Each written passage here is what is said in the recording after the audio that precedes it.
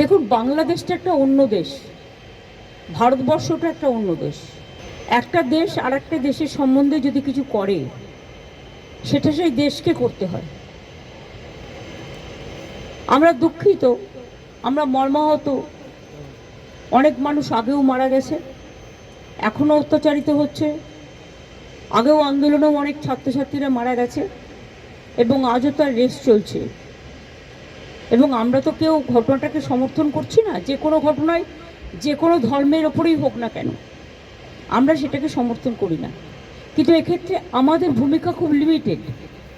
তার কারণ এটা হচ্ছে, যেহেতু আমরা আলাদা দেশ, বাংলাদেশ আলাদা দেশ, এটা ইন্ডিয়া গভর্নমেন্ট বাংলাদেশ গভর্নমেন্টের সাথে কথা বলতে পারে, বলে অ্যাকশন নিতে পারেন।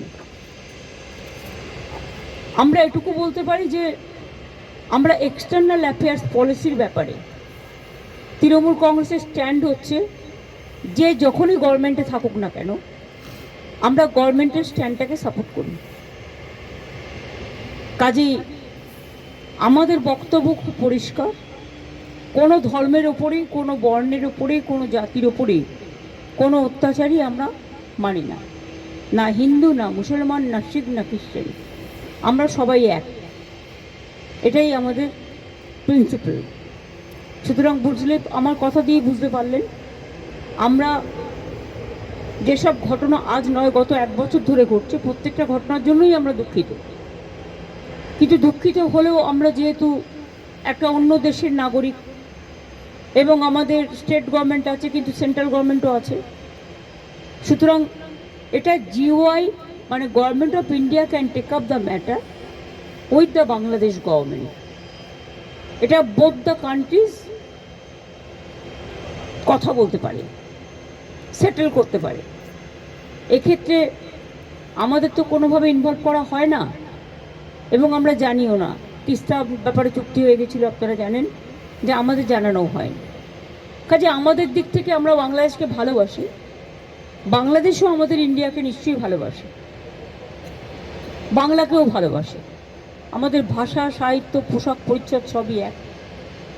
রাজনৈতিকভাবে যাই মতভেদ থাকুক না কেন, আমরা এটা নিশ্চয়ই চাই না যে কোনো ধর্মে ধর্মে বিভেদ হোক এবং তার কোনো রেশ কারো উপর পড়ুক, এটা আমরা কখনোই চাই না।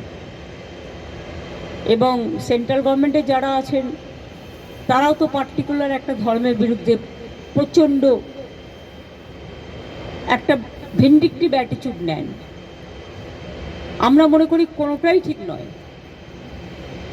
মন্দিরও থাকবে, মসজিদও থাকবে, গুরুদ্বারাও থাকবে, গির্জাও থাকবে।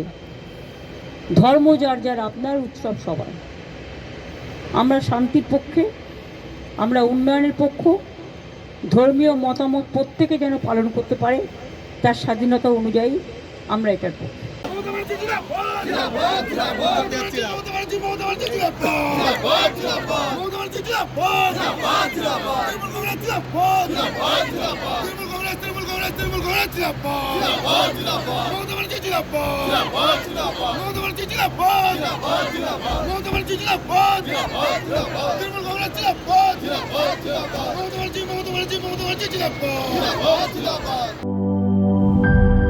গুড লাক পেনের সফট অয়েল বেসড ইঙ্ক দেয় নিখুঁত লেখার আত্মবিশ্বাস। Good luck pen. Make your luck.